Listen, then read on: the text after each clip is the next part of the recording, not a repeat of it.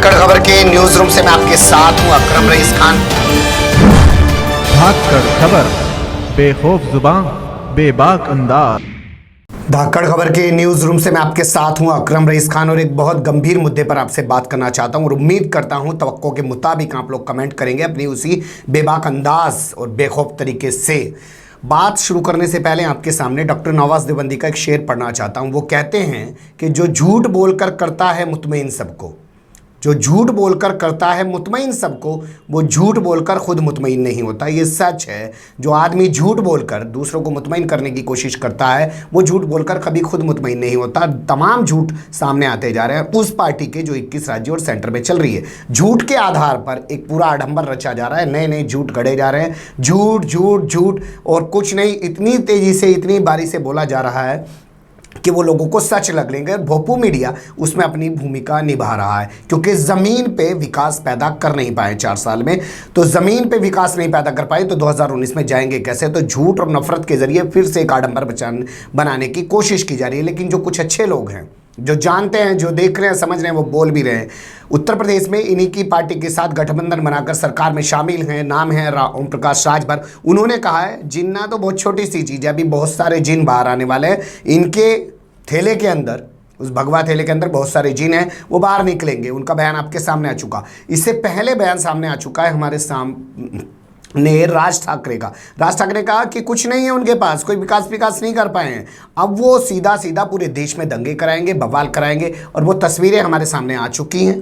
उत्तर प्रदेश से, बिहार से, पश्चिम बंगाल से लगातार एक के बाद एक चीज़ें आ रही हैं। मैं आपके सामने 5 ऐसे चीज़ें रखूंगा इस पूरी खबर के अंदर जिन्हें देख के आपको महसूस होगा कि उत्तर प्रदेश हो, हरियाणा हो, यूपी हो, आंध्रा हो, बंगाल हो, बिहार हो, कहीं भी हो, वो नफरत की जो चिंगारी है वो किस तरीके से जलाने की कोशिश की जा रही है। पूरे के पूरे उसको एक नफरत में बदलने की कोशिश की जा रही है, पूरे माहौल को, ताकि लोग असल मुद्दों पे बात करना बंद कर दें। क्योंकि एसएससी का नतीजा हमारे सामने ही है, वहाँ लाखों स्टूडेंट्स प्रोटेस्ट कर रहे थे, बेरोज़गारी हमारे सामने ही है और तमाम चीज़ें हमारे सामने हैं। जो लोग बेहाल हैं आज, और लोग जो बुलने लगे हैं।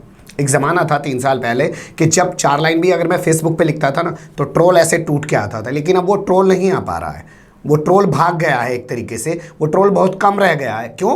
क्योंकि अब उन लोगों को भी एहसास हो गया जिनकी आंखों पे एक चश्मा चढ़ा दिया था राष्ट्रवाद का। लेकिन अब दंगे की आग में झोंक के या ऐसी सांप्रदायिक सौहार्द को बिगाड़ के, माहौल को ख़राब करके वो फिर से सत्ता हासिल करना चाहते हैं। क्योंकि उनका मकसद आप सीधा जान लीजिए, हमारे जो पुरखे थे उन्होंने 60-70 बरस जो उनको हुकूमत में नहीं आने दिया तो वो पागल नहीं थे, उनको भी अकल थी। वो इन लोगों की बात शुरू भी सुन सकते थे। 70 बरस लगे इनको इस तरीके से हुकूमत में आने में। 100 साल से वो काम कर रहे हैं, तब जाके आज वो कुछ कामयाब हुए हैं। लेकिन वो अपने मंसूबों में लगे रहे, उनके मंसूबों को नहीं रोका गया। दिक्कत ये हुई कि उनकी जो मंसूबाबंदी थी उसको नहीं रोका गया और वो बदस्तूर उनकी जारी रही।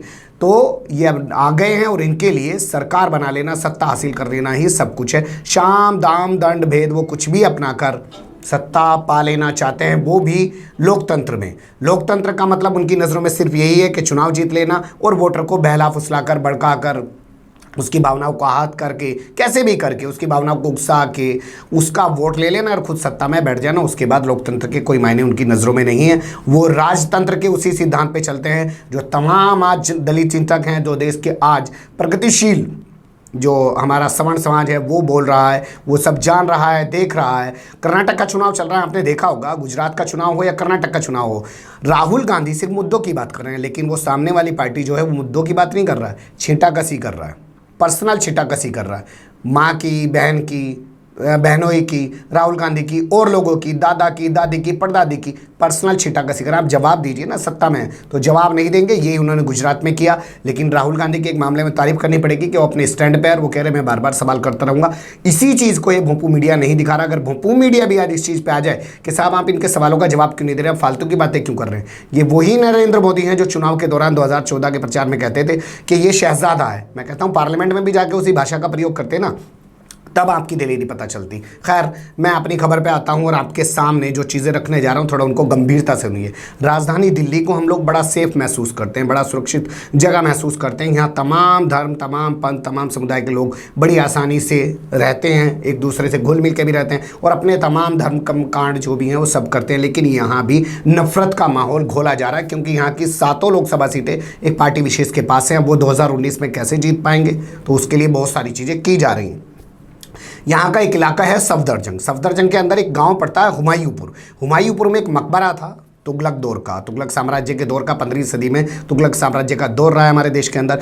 तो उस सदी का यहाँ पे एक मकबरा था। उस मकबरे के अंदर जो कब्र थी, बताया जा रहा है उस कब्र को तोड़ दिया गया और उसको शिव मंदिर का रूप दे दिया गया, उस पर भगवा रंग पुताई कर दी गई है। इतनी बड़ी खबर राजधानी दिल्ली के अंदर सोचे समझे तरीके से ये सब किया जा रहा है। आप देखिए, और मजे की बात ये देखिए, ASI भारतीय पुरातत्व विभाग की सूची में दर्ज है नोटिफिकेशन जो 2010 का है, उसमें 767 यानी कि 767वां नंबर है इस मकबरे का। और इस मकबरे को अब भगवा रंग पोतकर इसको मंदिर का रूप दे दिया गया है। तो नफरतें पैदा करने के लिए, माहौल ख़राब करने के लिए नई नई चीज़ें कैसे क्रिएट की जा रही हैं, आपको इनको समझना पड़ेगा और ज़्यादा समझना पड़ेगा हमारे हिंदू समाज के, हमारे भाइयों को, कि वो लोग क्या दिखाना चाहते हैं, किस ओर ले जाना चाहते हैं।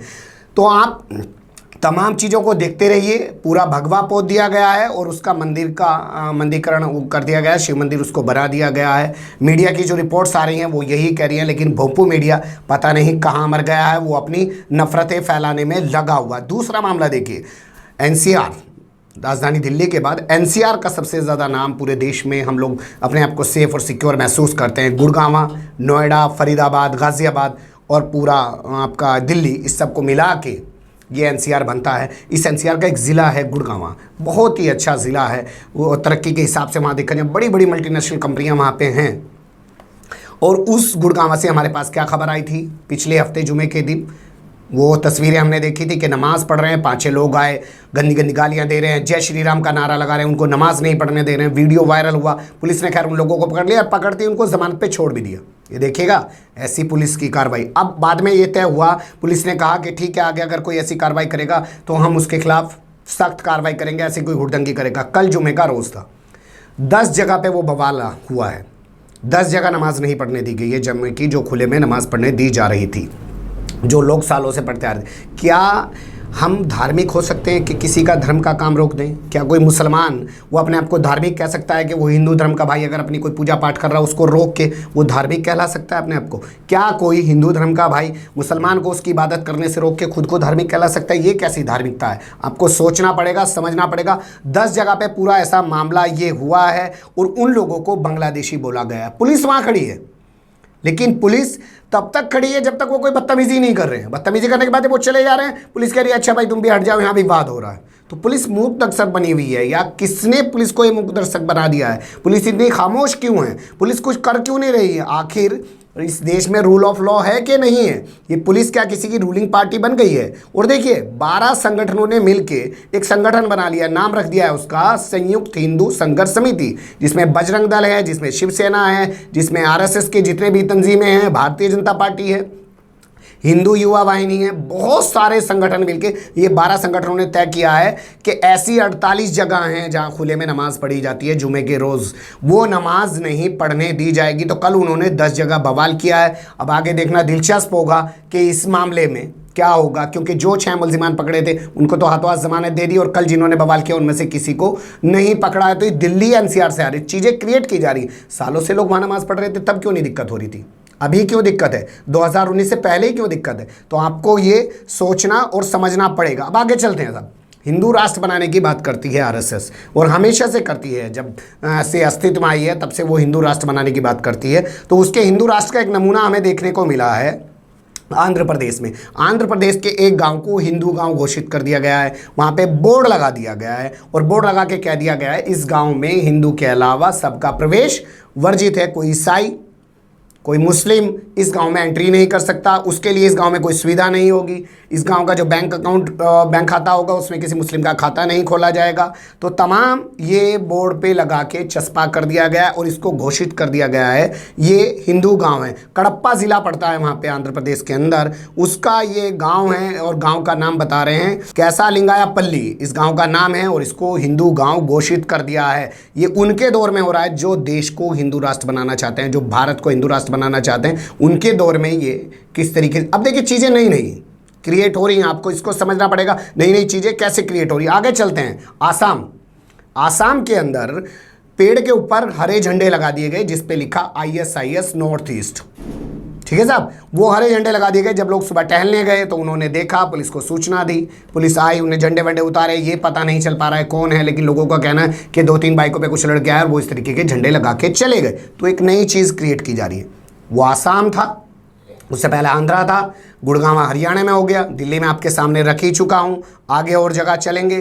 तो ISIS नॉर्थ ईस्ट उन झंडों पे लिख दिया गया है और उन झंडों के बारे में ये आसाम का गोपालपारा ज़िला है, वहाँ पे पूरा मामला हुआ है। चौथा मामला आप देखिए, आपके सामने आगे मामला रखता हूँ।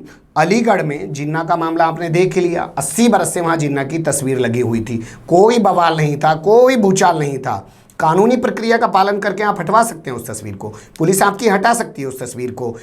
शिक्षा मंत्री है देश का, वो VC को लेटर ऑर्डर करके वो तस्वीर वहाँ से हटवा सकते हैं, लेकिन बवाल किया जा रहा है। तो ऐसे बहुत सारे जिन हमारे सामने आने बाकी हैं। आप देखते रहिए, समझते रहिए, नफरतें किस तरीके से फैलाई जा रही हैं। नमाज पढ़ने से रोक दिया जा रहा है और ऐलान कर दिया गया कि 48 जगहों पर नमाज नहीं पढ़ने दी जाएगी। मकबरे को मंदिर बना दिया जा रहा है, गांव को हिंदू गांव बना दिया जा रहा है। तमाम तरीके की नफरतें हमारे सामने आती जा रही हैं। आपकी जो भी बेबाक राय हो अपनी ज़रूर दीजिएगा। खबर को लाइक करने को बिल्कुल नहीं कहूँगा, ऐसी खबर लाइक करने के लायक नहीं है, लेकिन सोचने के लायक ज़रूर है। ज़्यादा से ज़्यादा समाज के बीच में बात करिए, तमाम लोगों से बात करिए, सिर्फ अपने अंदर बात मत करिए, तमाम लोगों से बात करिए और उनको एहसास कराइए कि क्या हम किसी की नमाज रुकवा कर एक अच्छे हिंदू बन सकते हैं, क्या हम किसी की कब्र को तोड़ के वहाँ मंदिर बना के हम एक अच्छे हिंदू बन सकते हैं। इस सवाल के साथ आपको छोड़े जा रहा हूँ। अपना चैनल को सब्सक्राइब कर सकते हैं, खबर को ज़्यादा से ज़्यादा शेयर कर सकते हैं। फिर ऐसे ही किसी सुलगते हुए मुद्दे के साथ मैं आपके सामने हूँगा हाजिर। फिलहाल अभी मुझे नहीं इजाज़त।